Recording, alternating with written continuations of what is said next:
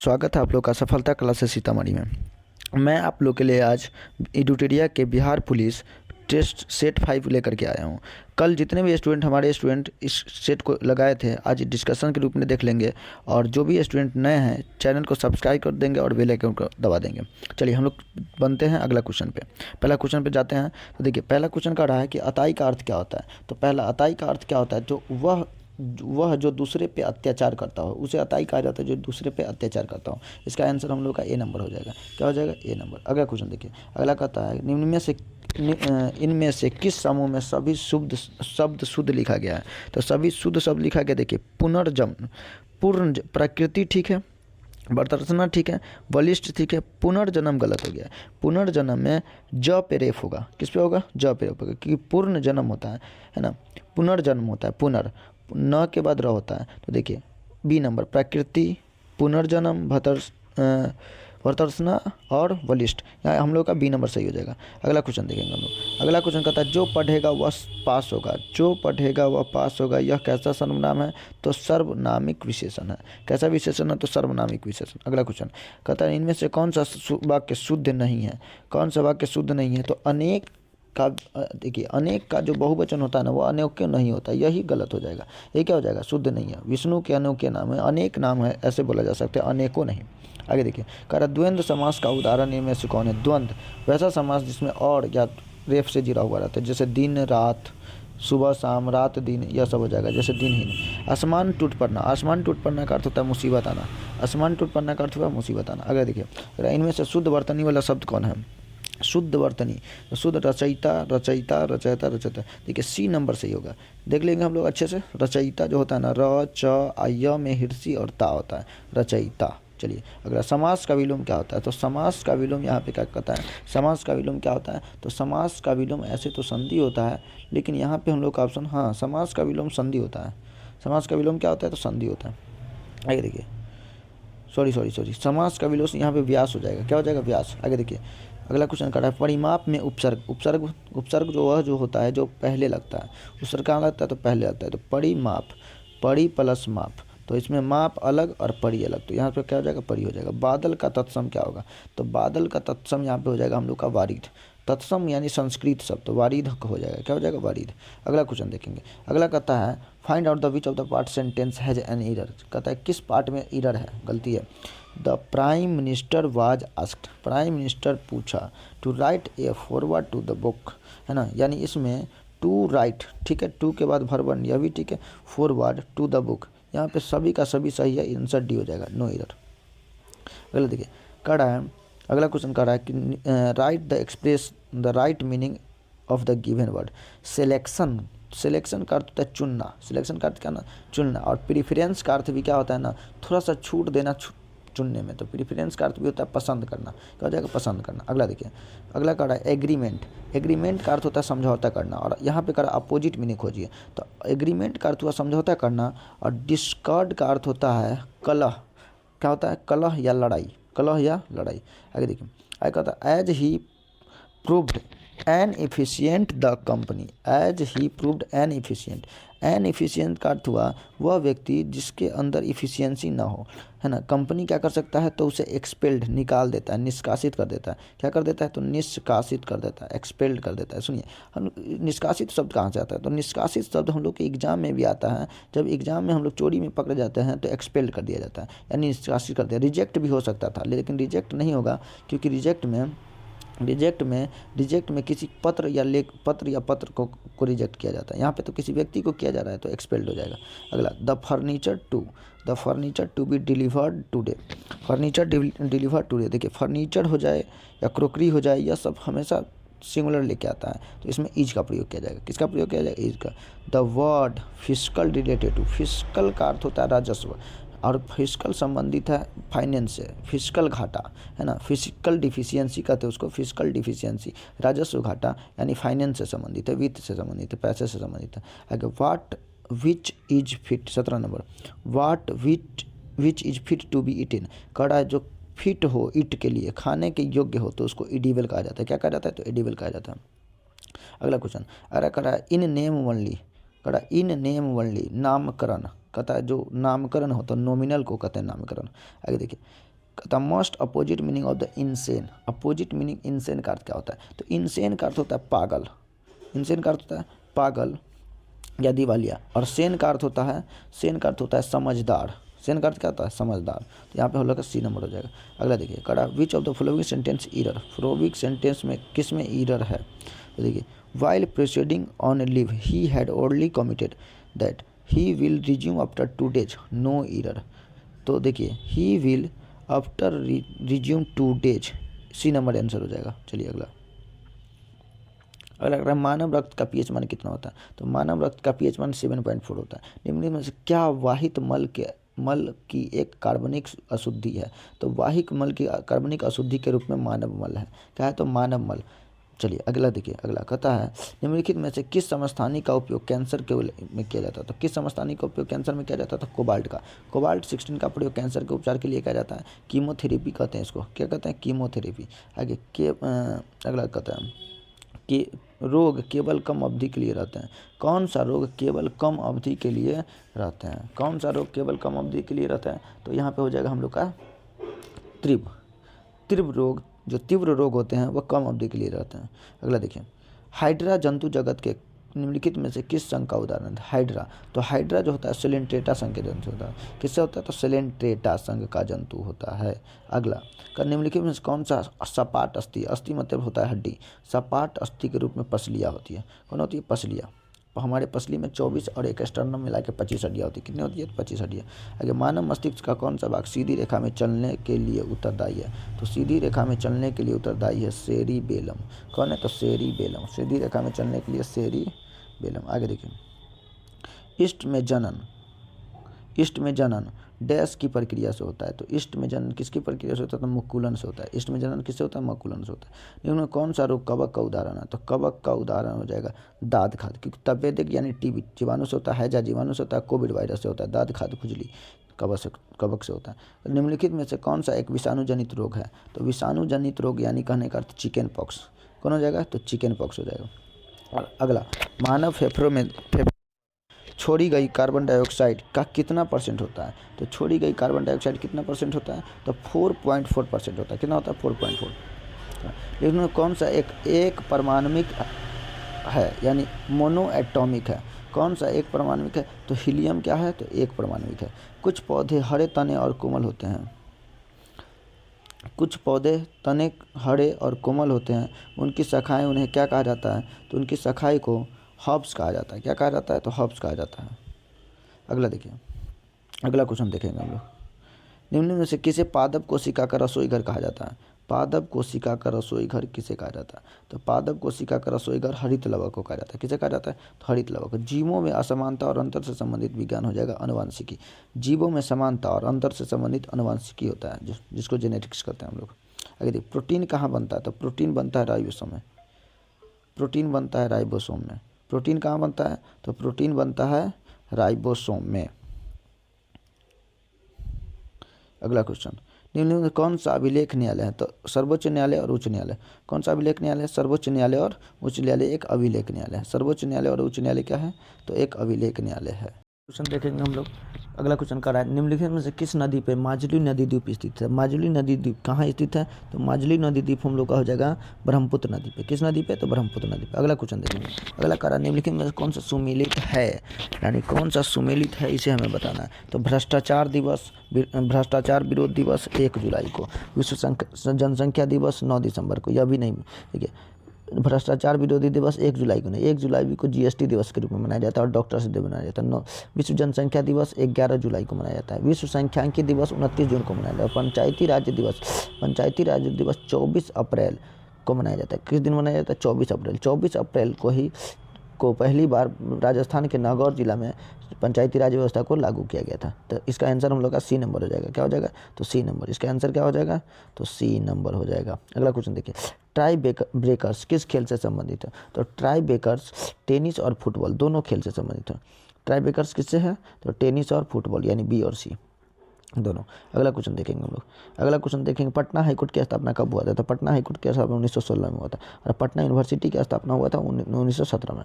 अगला देखिए, संयुक्त राष्ट्र संघ यूएनओ का मुख्यालय कहाँ है? संयुक्त राष्ट्र संघ का मुख्यालय कहाँ है? तो संयुक्त राष्ट्र संघ का मुख्यालय न्यूयॉर्क में है।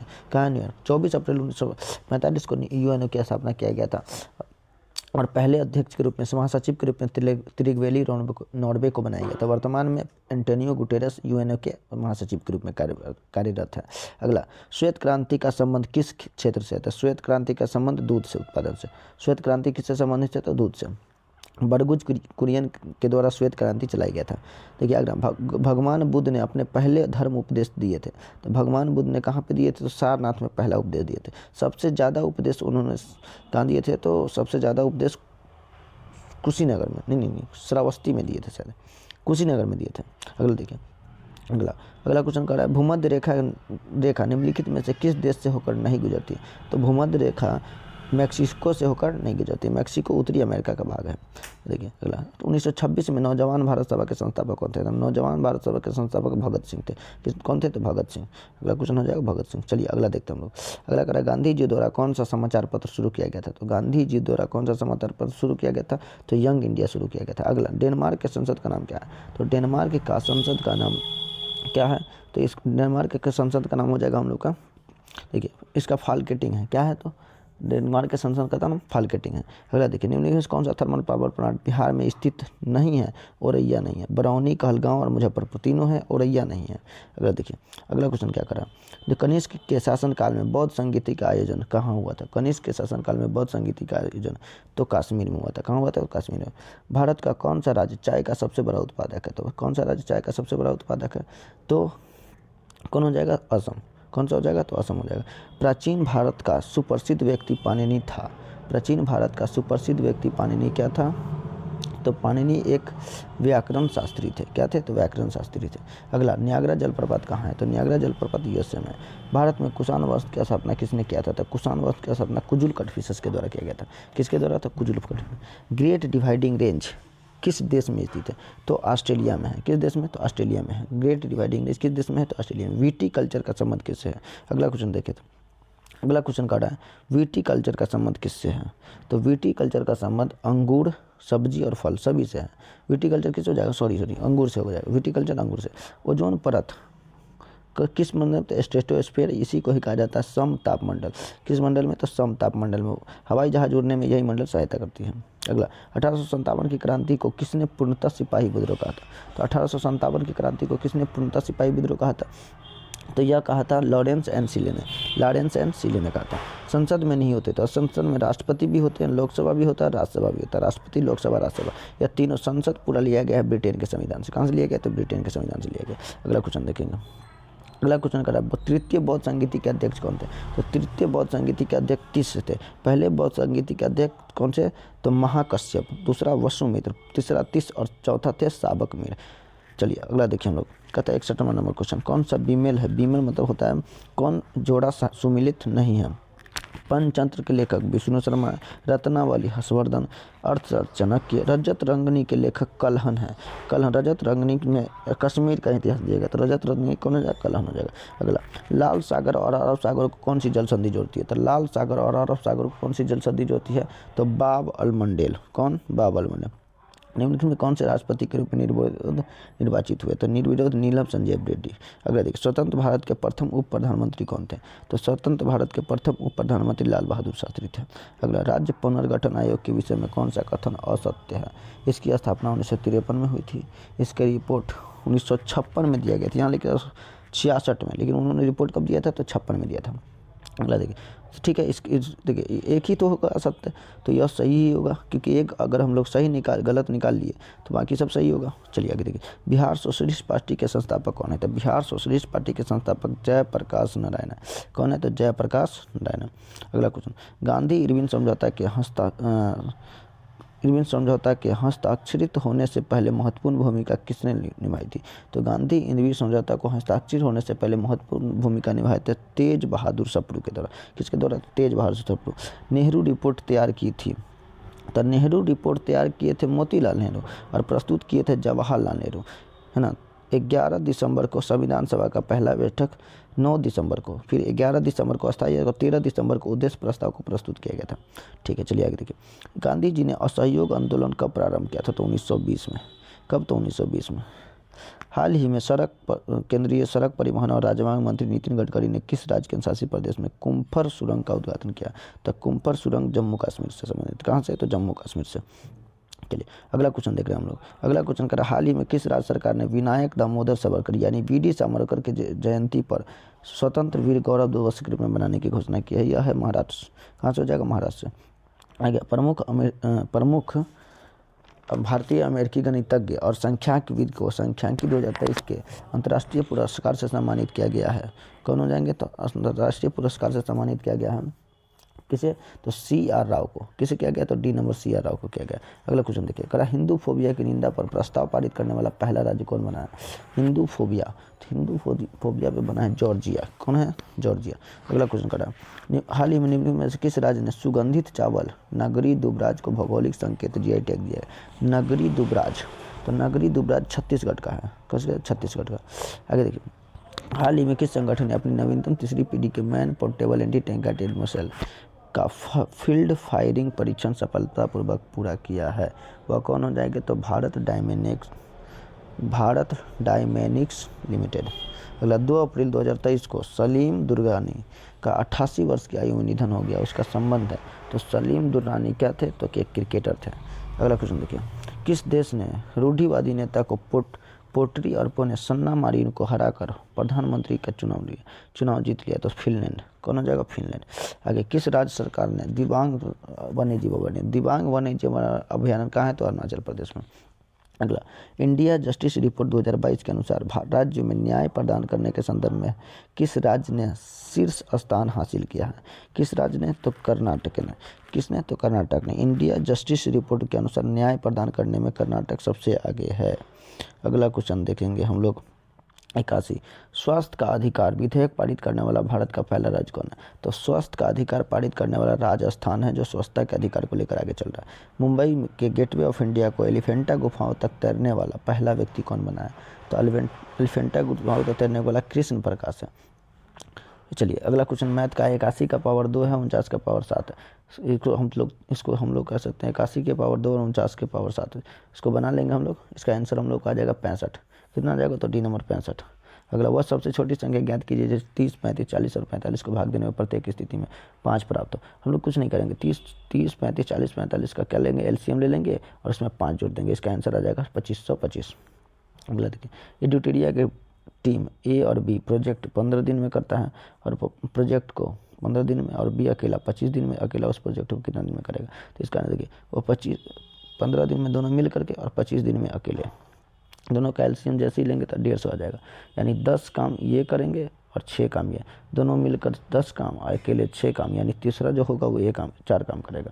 तो कितना काम करेगा? 4। तो 150/4 क्या हो जाएगा? 75/2। 75/2 ऑप्शन में है, तो हाँ ए नंबर आंसर। अगला, 3 के पावर 7 और 9 के पावर कितना है? देखिए 3 का पावर 7 है और इधर 9 का पावर 4.5 है। क्या इसको 3 के पावर 9 लिख सकते हैं? क्या लिख सकते हैं? इसको 3 का पावर 9 लिख सकते हैं हम लोग। तो 3 का पावर 9। अब देखिए ये हो जाएगा 3 का पावर 7 से काटिएगा तो 1, इधर 3 का पावर 2 बच जाएगा। 1 3 का पावर 2 9 हो जाता है, 1:9। अगला, 200 से छोटी सभी प्राकृतिक संख्याओं का औसत क्या होगा? तो 200 से छोटी होना चाहिए, यानी 1 से लेके 199 तक। 1 से लेके कहाँ तक जाना चाहिए? 199 तक। इसके छोटी प्राकृतिक संख्या तो n × n + 1/2, n × n + 1/2। n हो जाएगा यहाँ पे 199, 200/2 कितना हो जाएगा?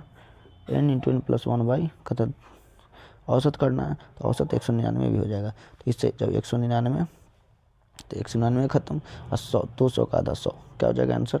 तो 200 का आधा हो जाएगा 100। आगे देखिए करा 1, हाँ इसका आंसर देखिए, इसका आंसर गलत दिया हुआ है। इसका आंसर आएगा 11/16। अगला देखिए, एक मजदूर किसी काम को एक दिन का मजदूरी के लिए 40% को 36 में जोड़ने पर 1 दिन की मजदूरी प्राप्त होता है। 40% को 36 में जोड़ने पर 1 दिन की मजदूरी प्राप्त होता है। मजदूर 1 दिन की मजदूरी क्या है? 40% को 36 में जोड़ने पर 1 दिन की मजदूरी प्राप्त होता है। कि 40% को 1 दिन की मजदूरी के 40% को 36 में जोड़ने पर क्या होता है? तो मजदूरी प्राप्त होता है। इसका आंसर हम लोग जैसे निकाले थे तो इसका आंसर आया था 60 रुपया। क्या हो जाएगा? 40% को 36 में जोड़ने पर क्या आता है? तो 1 दिन की मजदूरी आता है 60% का मान हो जाएगा 36 यानी 60 आगे देखिए इसको जब बनाएंगे अगला क्वेश्चन 90 नंबर क्वेश्चन देखेंगे 3.003 है और 30.03 है।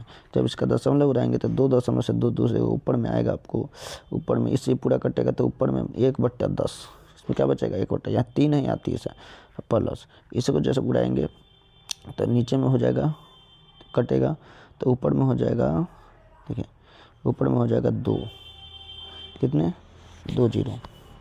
जैसे इसको बनाएंगे 1000 हो जाएगा ना, सॉरी 1000। जैसे इसको बनाएंगे तो 10 पॉइंट, अब इसको क्या लिखेंगे तो 10.10 आंसर इसका होगा 10.10 क्या हो जाएगा तो 10.10 हो जाएगा। अगला क्वेश्चन देखिए अगला क्वेश्चन कह रहा है कि √3 5√3 9√3 का 15वां पद क्या होगा। तो सबसे पहले यहाँ देखिए a के मान यहाँ पे तो √3 है, d का मान 4√3 है और n का मान 15 है। तो फार्मूला पे बैठा देंगे an बराबर a plus n minus 1 into 2 समांतर श्रेणी का यह फार्मूला हो जाएगा। जैसे ही आंसर बैठाएंगे तो आपको आएगा 57√3।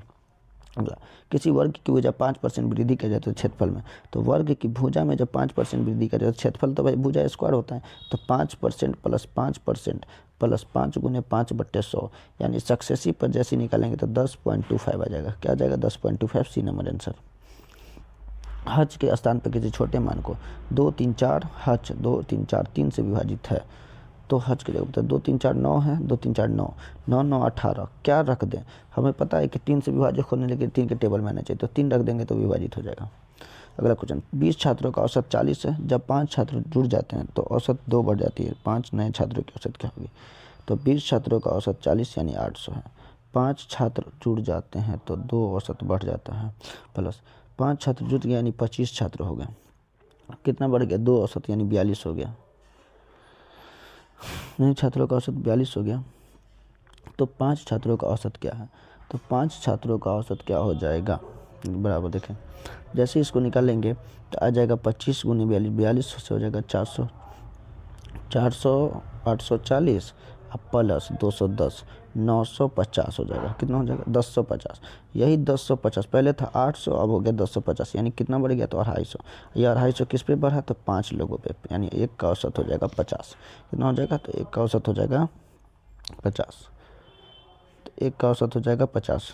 चलिए अगला क्वेश्चन देखिए, अगला ACFZ 1 से 3 2 बढ़ा, 2 से 3 3 से 4 4 से 5 5 से 15 से हो जाएगा 21 बी नंबर। श्याम 10 मीटर पश्चिम मुड़ करके फिर बाएं मुड़ करके 10 मीटर जाता है, ऐसे करके बनाएंगे इसको आंसर, इसका आंसर हो जाएगा दक्षिण पश्चिम। क्या जाएगा इसका आंसर तो दक्षिण पश्चिम के रूप में आंसर आएगा डी नंबर। अगला देखिए कह रहा है सुरेश ने एक लड़की को इशारा करते हुए कहा कि वह मेरे ससुर के इकलौते बेटी का भांजा है, यानी ससुर के इकलौते बेटे का क्या है भांजा है, तो वो क्या हो जाएगा तो वह उसका बेटा हो जाएगा, क्या हो जाएगा तो बेटा हो जाएगा। अगला क्वेश्चन देखिए, अगला क्वेश्चन 98 नंबर देखेंगे हम लोग। 98 नंबर जब देखेंगे तो 6 पंचे 30 क्या किया गया है तो 6 पंचे 30 और भाग लगा दिया गया है 3 से तो 10 हो जाएगा। 18 3 54 2 से भाग लगा देंगे तो 27 हो जाएगा। 15 को कितना से मल्टीप्लाई करें कि 5 से भाग लगाने पे 9 आ जाए, तो 15 3 45 और 5 से भाग लगाना 9 आ जाएगा, तो 15 3 45 डी नंबर आंसर। अगला नीचे दिए गए क्रम को क्रम अनुसार सजाना है, तो क्रम अनुसार सजाने के लिए LI सब में है, LITE LIN है, तो N सबसे पहले हो जाएगा, तो 5 सबसे पहले, उसके बाद LITTT तो TE 4 2 नंबर पे 4, उसके बाद इसमें 3 नंबर, तो 5 4 3 सी नंबर। अगर नीचे दिए गए कौन सा पद बी की ओर सम्मुख है, तो ए किस ओर सम्मुख है, तो ए हो जाएगा उत्तर की ओर, बना लेंगे आप लोग इसको। धन्यवाद।